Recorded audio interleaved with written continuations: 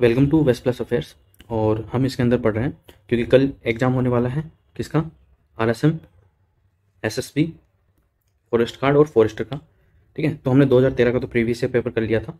अब हम पेपर करने जा रहे हैं 2016 का प्रीवियस ईयर पेपर किसका, फॉरेस्ट गार्ड और फॉरेस्टर का। ठीक है, तो इसके अंदर हम 50 क्वेश्चन करेंगे। 2013 वाले में 50 क्वेश्चन आए थे और इसमें भी 50 क्वेश्चन है। तो चलिए शुरू करते हैं सबसे पहले क्वेश्चन के साथ। तो हमारा सबसे पहला क्वेश्चन क्या है, राजस्थान के एकीकरण से संबंधित है। तो संयुक्त राजस्थान कब अस्तित्व में आया था? जो संयुक्त राजस्थान है वो अस्तित्व में कब आया था?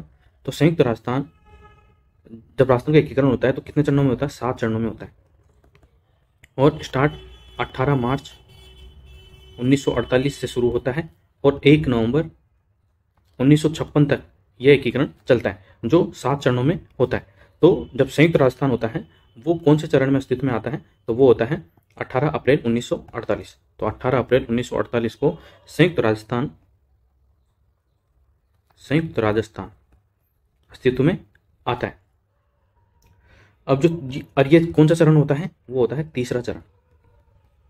तीसरा चरण यह होता है, राजस्थान संघ के उद्घाटन के 3 दिन बाद उदयपुर के जो महाराणा थे उन्होंने इस संघ में शामिल होने का फैसला किया था और भारत सरकार ने उनको स्वीकार भी कर लिया था।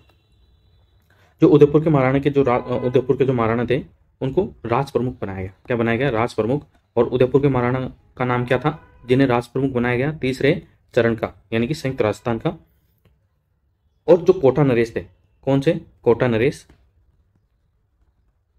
उनको उपराज प्रमुख नियुक्त किया गया। और जो माणिक्य लाल वर्मा थे, कौन? माणिक्य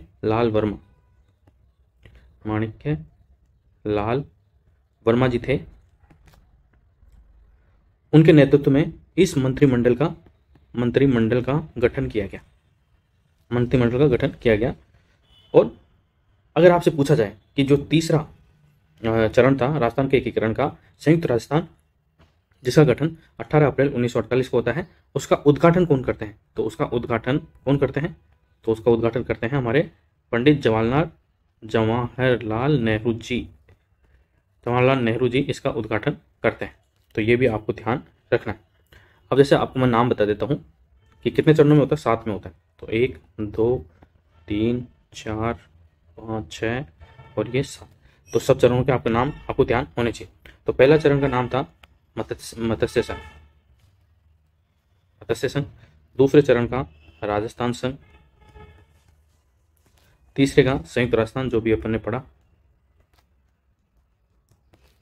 चौथा चरण वृहद राजस्थान।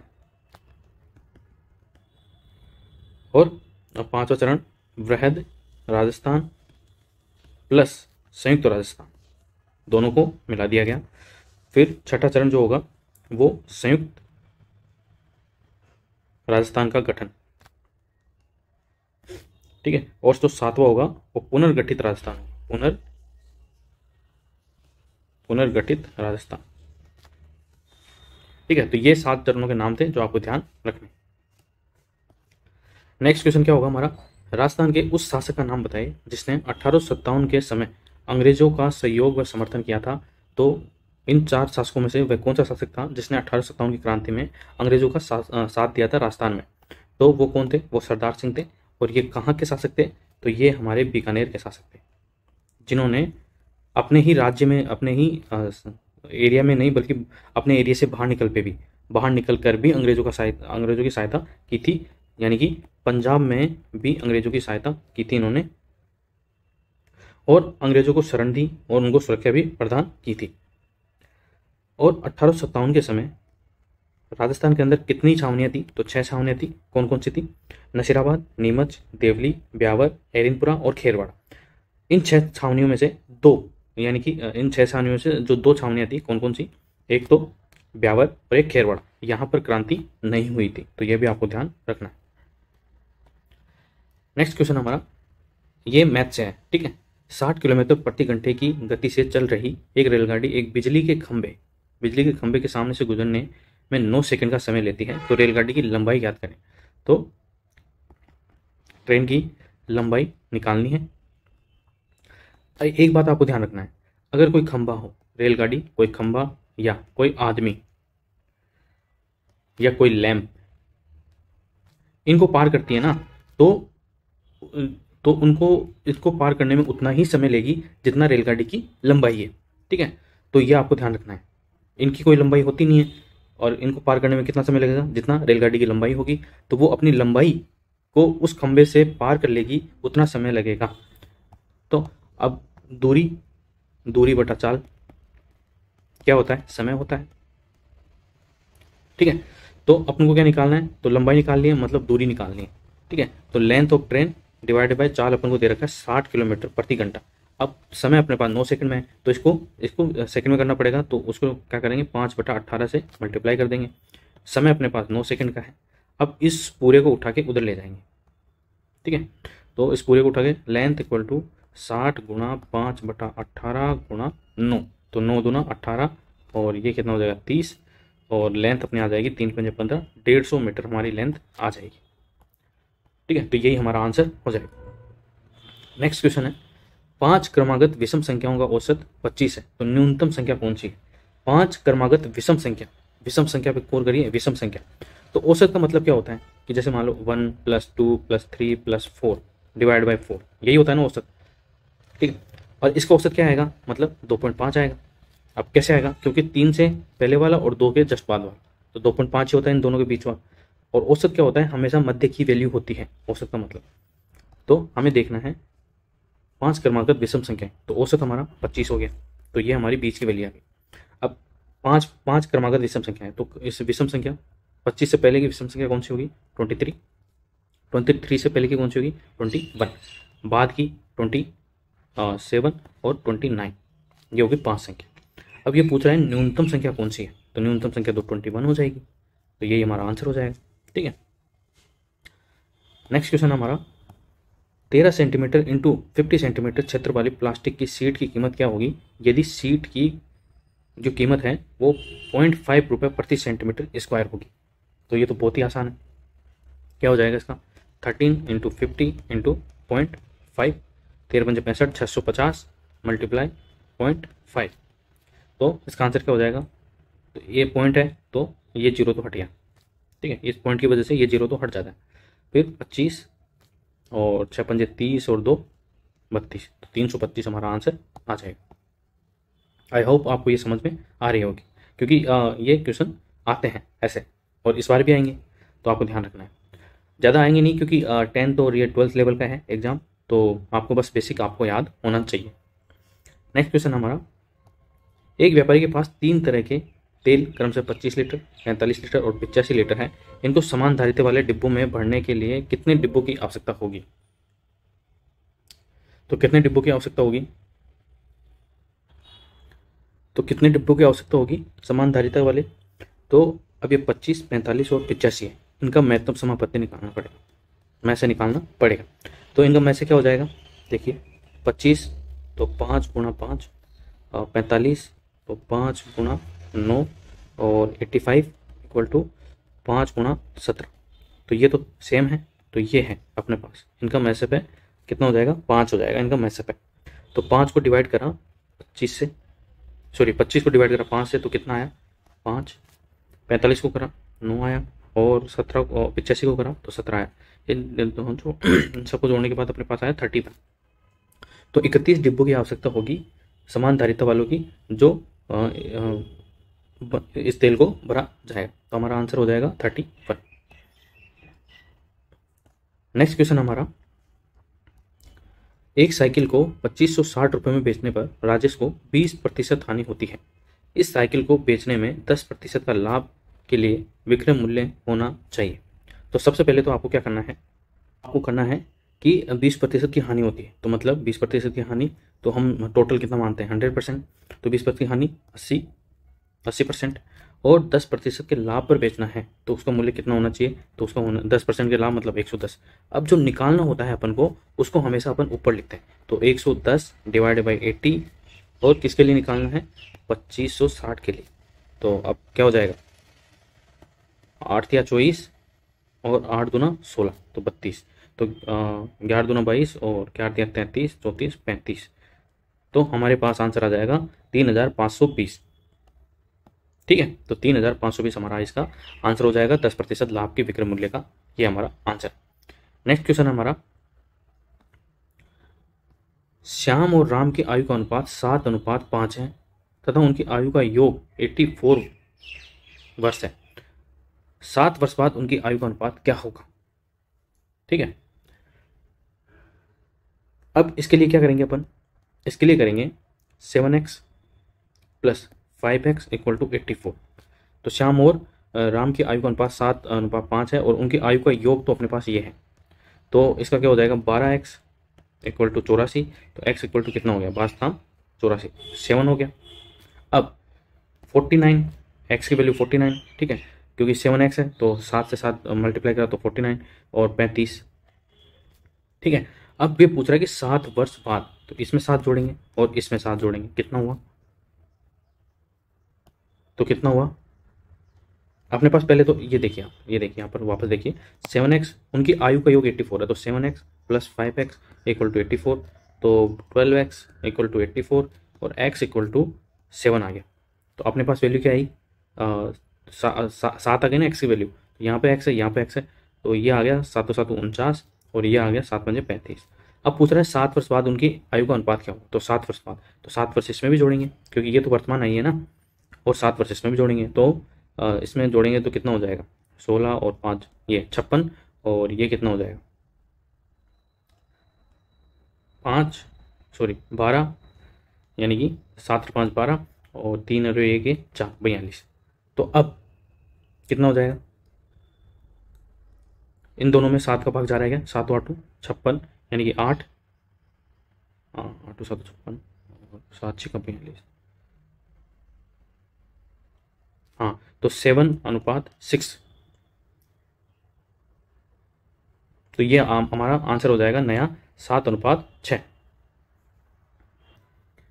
तो अपने पास क्या आया था कि x की वैल्यू 7 आ गई थी और फिर तो 7x तो क्या हो जाएगा? 49 और 5x हो जाएगा अपने पास 35। इन दोनों में 7 7 जोड़ दिया तो अपने पास आया, एक तो आया 56 और एक आया 42। तो इनमें 14 का भाग जा रहा है क्या?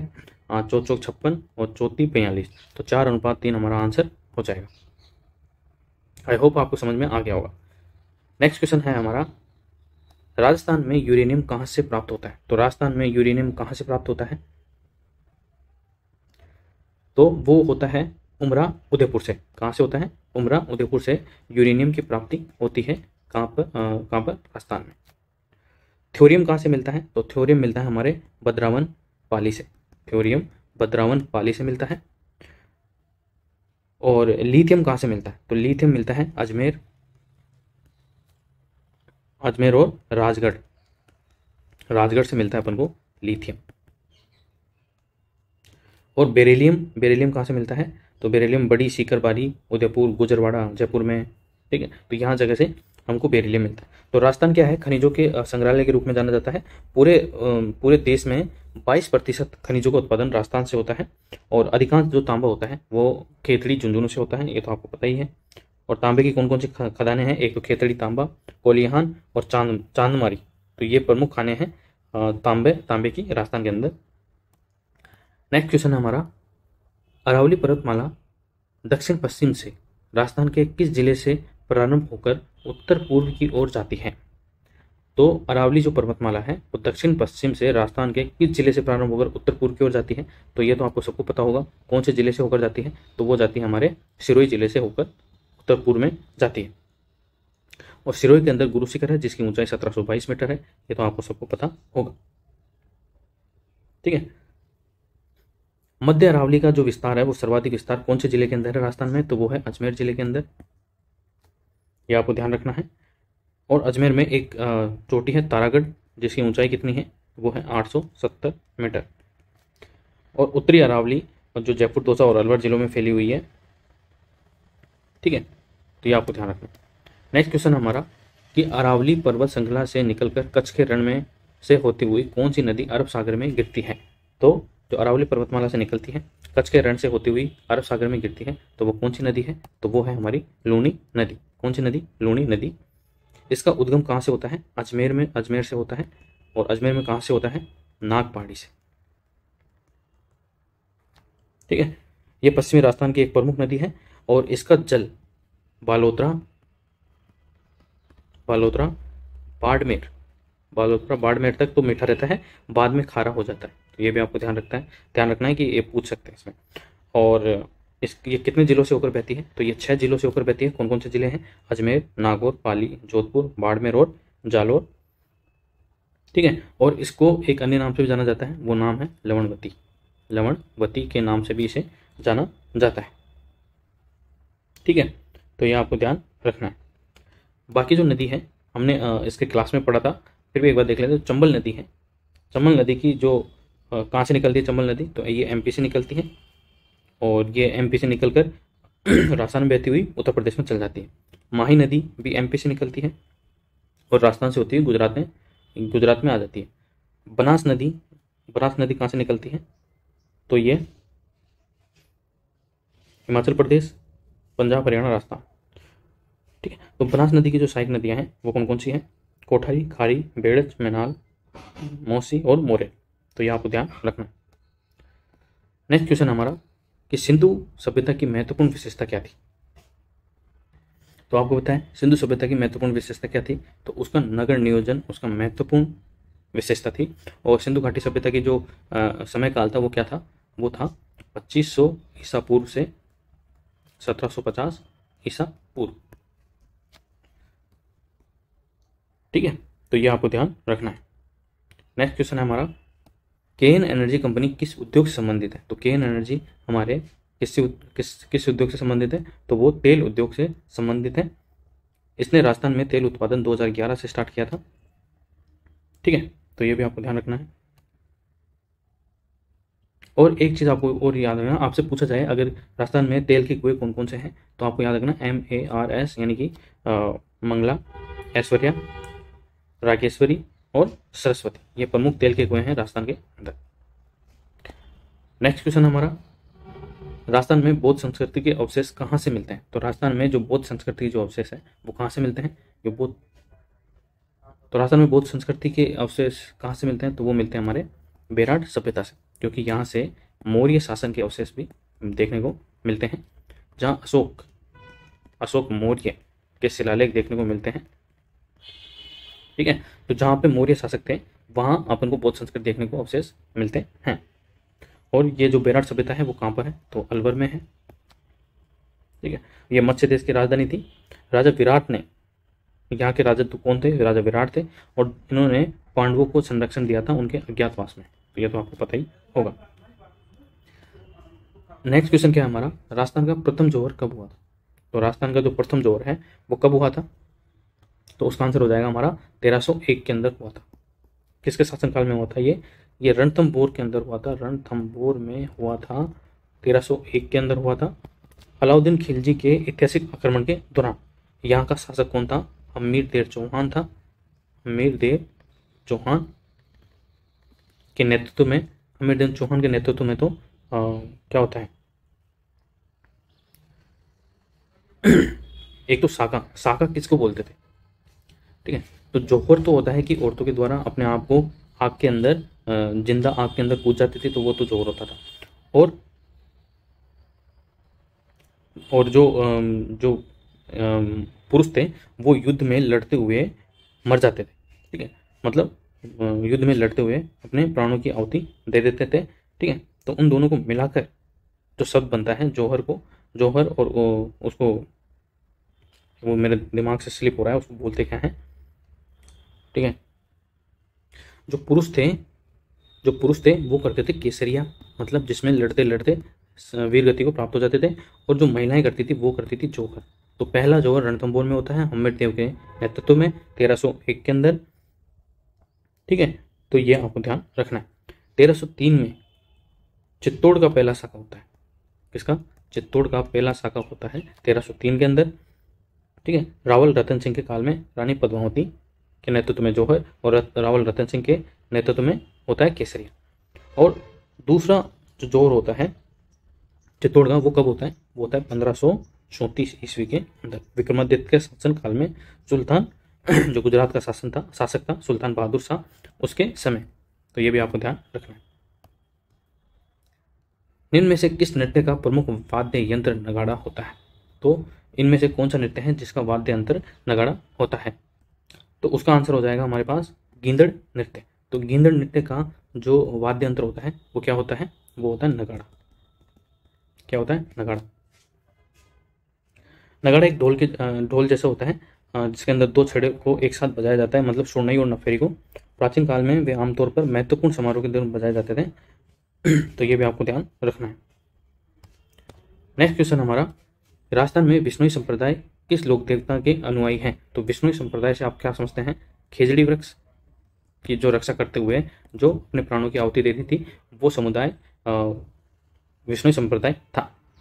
तो उसके जो लोक देवता हैं वो कौन है? वो है हमारे जाम्बोजी। जाम्बोजी को बिश्नोई संप्रदाय अपना लोक देवता मानता है। और जाम्बोजी का जन्म दिवस कब होता है? 1451 के अंदर। कब? कृष्ण जन्माष्टमी दिवस। पीपासर नागौर के अंदर। कहाँ पर?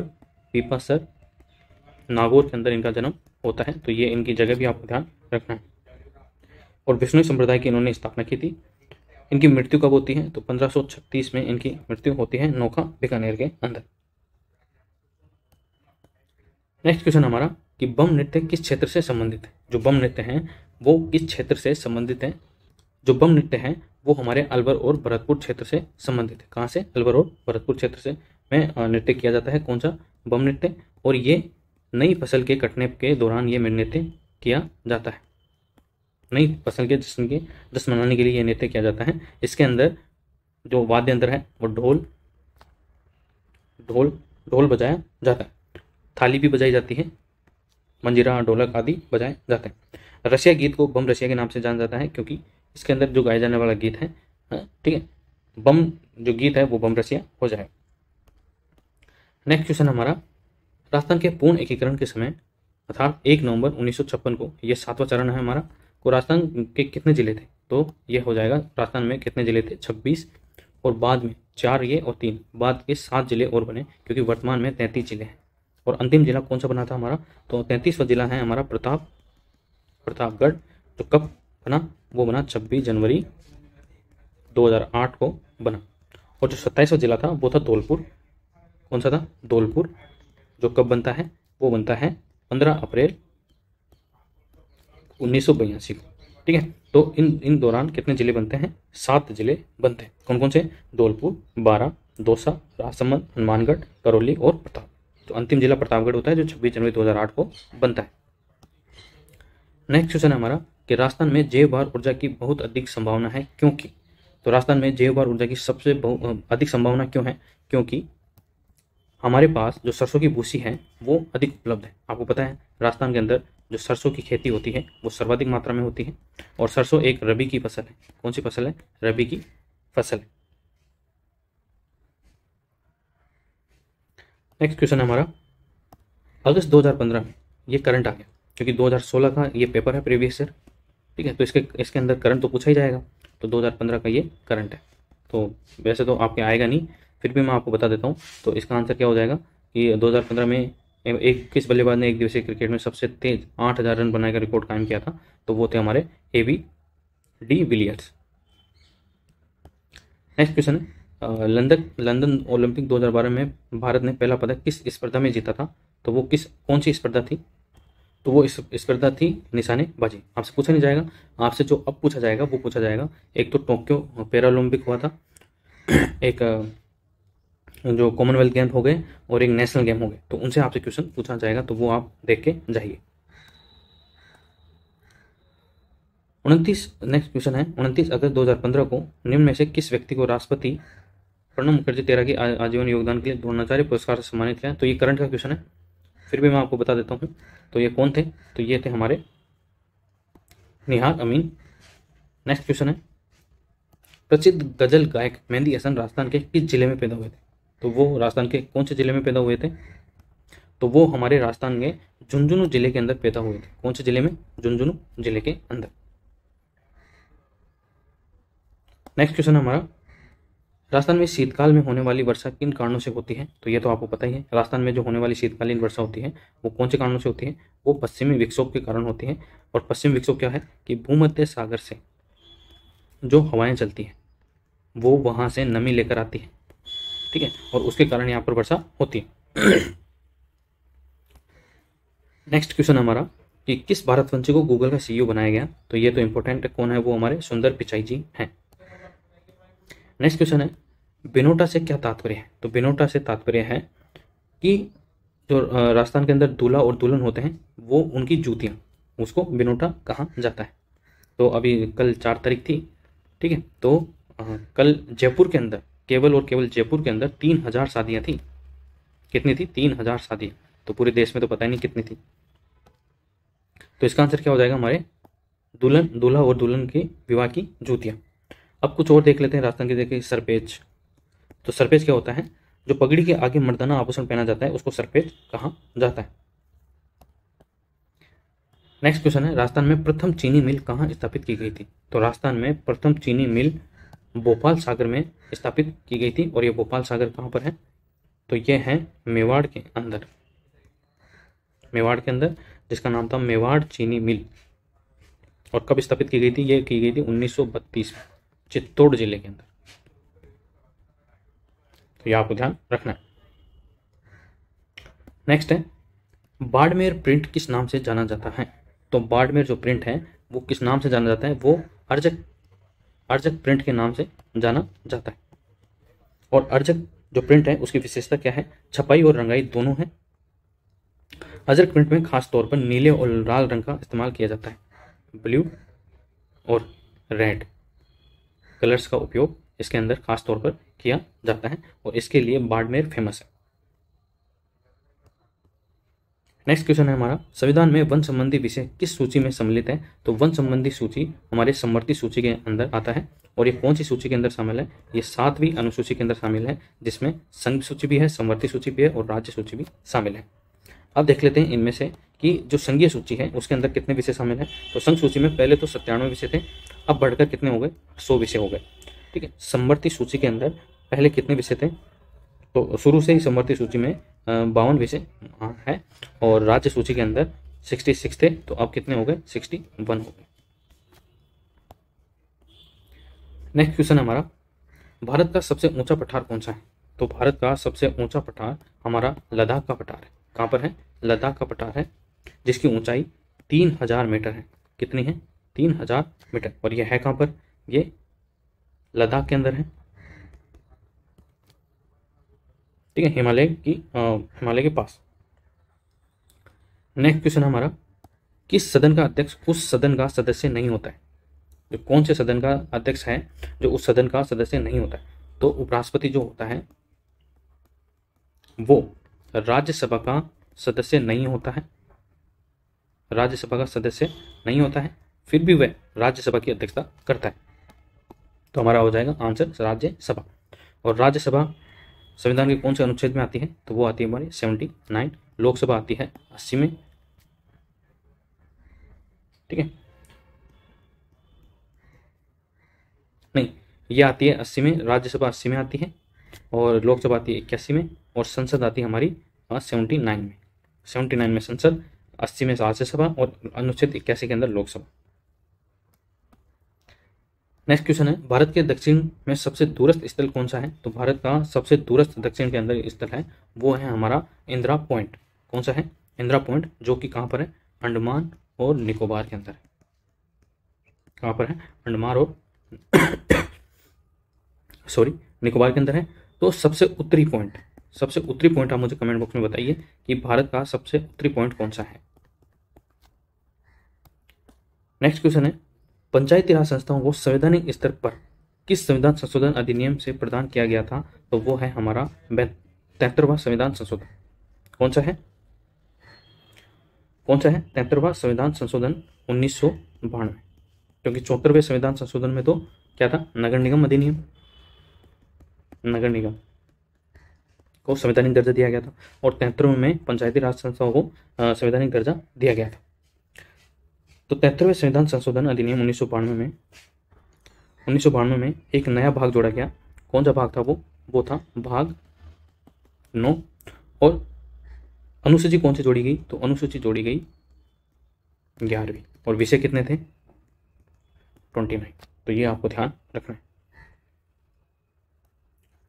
नेक्स्ट क्वेश्चन हमारा निम्नलिखित में से कौन सा राष्ट्रीय उद्यान यूनेस्को की प्राकृतिक धरोहर सूची में शामिल है, तो इनमें से कौन सा राष्ट्रीय उद्यान यूनेस्को की प्राकृतिक धरोहर सूची के अंदर शामिल है? तो वो कौन सा है? वो है हमारा केवलादेव राष्ट्रीय उद्यान। क्या है? केवलादेव राष्ट्रीय उद्यान। यह है प्रीवियस ईयर क्वेश्चन पेपर है 2016 का, जिसके अंदर 50 क्वेश्चन आए थे, ठीक है, और एक क्वेश्चन 2 नंबर का था और नेगेटिव मार्किंग कितनी है? 0.66 नेगेटिव मार्किंग थी। तो हम 35 क्वेश्चन पे पहुंच गए हैं। आई होप आपको ये क्वेश्चन पेपर जो प्रीवियस ईयर पेपर है वो आपको समझ में आ रहा होगा। फिर हम देखते हैं नेक्स्ट क्वेश्चन। यदि माता और पिता दोनों का रक्त समूह ए और बी है तो बच्चों का संभावित रक्त समूह क्या होगा? तो ए और बी है तो ए तो हो सकता है, बी भी हो सकता है, ए बी भी हो सकता है, ठीक है, और ओ बी हो सकता है। तो अपने पास ऑप्शन में क्या क्या है? ए है, बी है, ए है, बी है और ए बी है। तो यही हमारा आंसर हो जाएगा, ठीक है, ये आपको ध्यान रखना है। अगर फिर भी एक बार और देख लेते हैं हम साइंस में कि अगर माता और पिता, ठीक है, दोनों का ए है तो दोनों का ए होगा और ओ होगा, और अगर ए और बी है तो वो तो हमने देख ही लिया, ठीक है। ए और ए बी है तो उसका क्या हो जाएगा? उसका ए और ओ हो जाएगा। ए और ओ है तो उसका ए और ओ हो जाएगा, और बी और बी है तो उसका क्या हो जाएगा? बी और ओ हो जाएगा।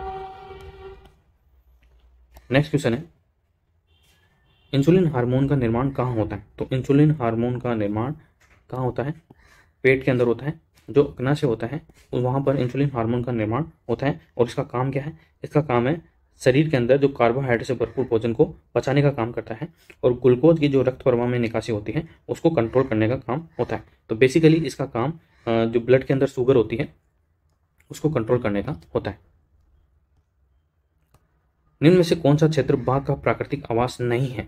तो सुंदरबन पश्चिम बंगाल में बंगाल टाइगर मिलते हैं, ये भी है। हिमालय की तराई क्षेत्र, इसमें जो हिम टाइगर होते हैं वो भी मिलते हैं। रणथंभौर में मिलते हैं। गिर वन में शेर मिलते हैं। और ये कहाँ पर है? तो ये है गुजरात के अंदर।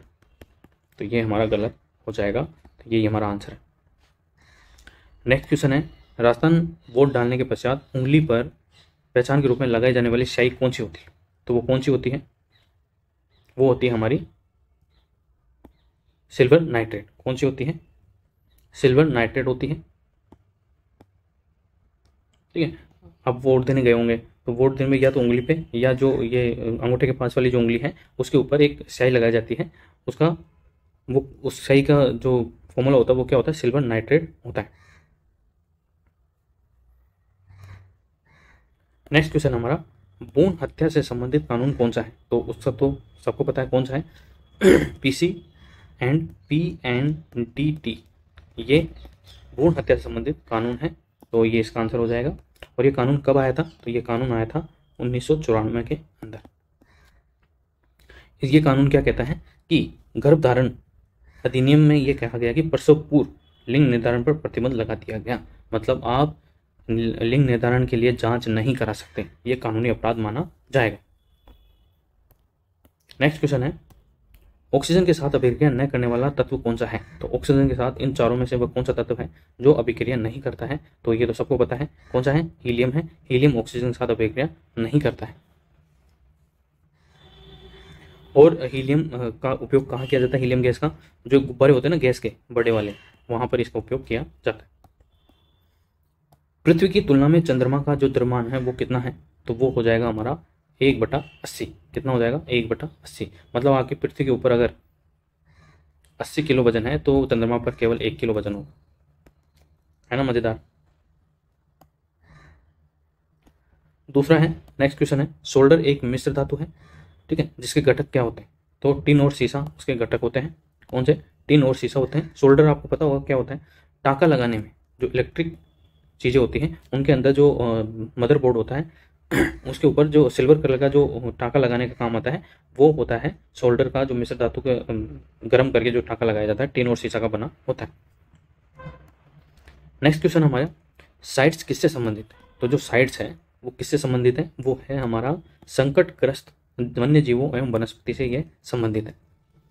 तो साइट्स क्या करता है?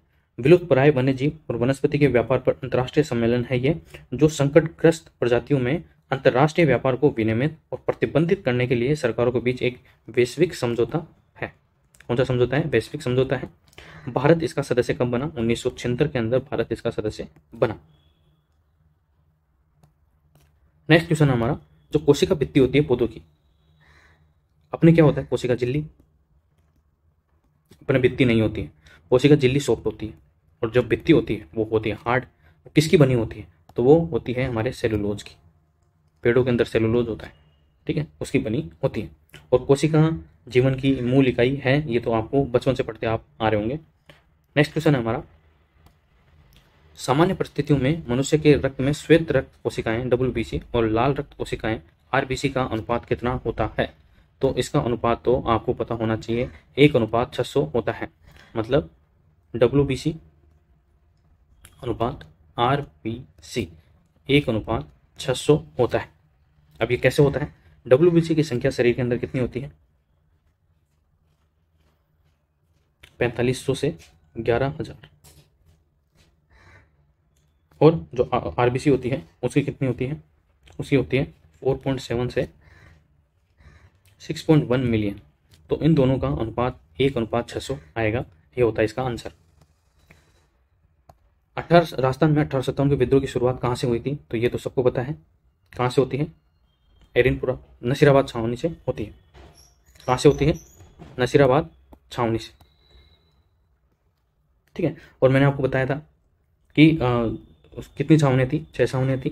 कौन सी छावनियों में विद्रोह नहीं होता है? एक तो ब्यावर में, और एक कहाँ पर नहीं होता है? खेरवाड़ा में। तो इन 2 जगह पे विद्रोह नहीं होता है, बाकी 4 जगह विद्रोह होता है। नसीराबाद में होता है, नीमच में होता है, देवली में होता है, एरिनपुरा में भी होता है। और ये विद्रोह कब होता है नसीराबाद में? ये 28 मई को होता है, ठीक है। और ये आपको ध्यान रखना।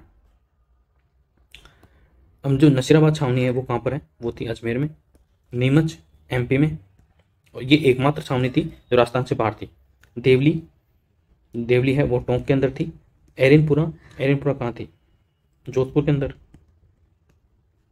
खेरवाड़ा थी वो उदयपुर के अंदर, और ब्यावर थी वो अजमेर के अंदर।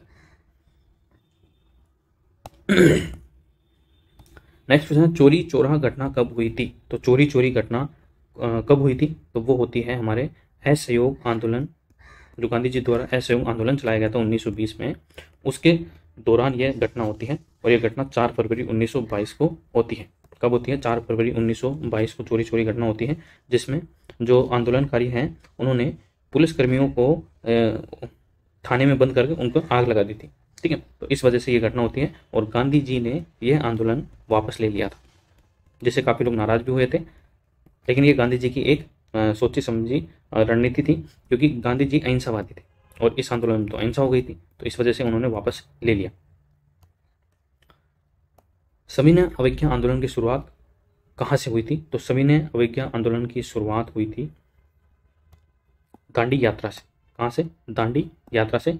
इसको नमक आंदोलन भी आप कह सकते हैं, क्योंकि इसमें नमक जो कानून थे उनको तोड़ा गया था, ठीक है। इसकी शुरुआत कहाँ से होती है? तो 12 मार्च 1930 से इसकी शुरुआत होती है, और पैदल चलकर 78 अनुयायियों के साथ गांधी जी गुजरात के दांडी तक पहुंचते हैं, ठीक है। और साबरमती आश्रम से पैदल चलकर गुजरात के दांडी तक पहुंचते हैं। कब पहुंचते हैं? ये 6 अप्रैल को पहुंचते हैं, और वहां पर अपने हाथ में नमक लेकर ये नमक कानून को तोड़ देते हैं। तो ये आपको ध्यान रखना है। और ये आज ये जो RSM SSB फॉरेस्ट गार्ड और फॉरेस्टर 2016 के जो प्रीवियस ईयर पेपर है उसका लास्ट 50वां क्वेश्चन है। आई होप आपको ये पूरा वीडियो समझ में आया होगा, आपको हेल्पफुल भी रहेगा ये वीडियो। आप देख के जाइए कल वाले एग्जाम के लिए, जो 6 तारीख का एग्जाम है उसके लिए भी, और जो 12 और 13 को एग्जाम है उसके लिए भी ये वीडियो हेल्पफुल रहेगा आपके लिए, ठीक है। कई बार क्वेश्चन क्या है, रिपीट हो जाते हैं, और राजस्थान में अक्सर रिपीट होते हैं क्वेश्चन प्रीवियस ईयर से। तो यहाँ से अगर 2 क्वेश्चन भी मिल जाते हैं आपको, तो आपके लिए बहुत बेनिफिशियल होगा, क्योंकि पॉइंटों में मतलब 100, 200, लाखों लोग आगे पीछे हो जाते हैं। तो आज का अंतिम क्वेश्चन क्या है? राजस्थान के किस जिले से कर्क रेखा गुजरती है? ये तो आपको सबको पता होगा, राजस्थान के कौन से जिले से कर्क रेखा गुजरती है? तो वो है हमारा बांसवाड़ा जिला। और जो माही नदी है वो कर्क रेखा को कितनी बार काटती है? 2 बार काटती है। ये भी आपको ध्यान रखना है। और इंडिया के अंदर जो कर्क रेखा है वो कितने राज्यों से होकर गुजरती है? तो वो कितने राज्य हैं? 8 राज्य हैं। कौन कौन से? गुजरात, राजस्थान, मध्य प्रदेश, छत्तीसगढ़, झारखंड, पश्चिम बंगाल, त्रिपुरा और मिजोरम। तो ये भी आपको ध्यान रखना है। आई होप आपको ये वीडियो पसंद आया होगा। वीडियो को पसंद आया है तो लाइक करें, शेयर करें और चैनल को सब्सक्राइब जरूर करें। Thank you so much.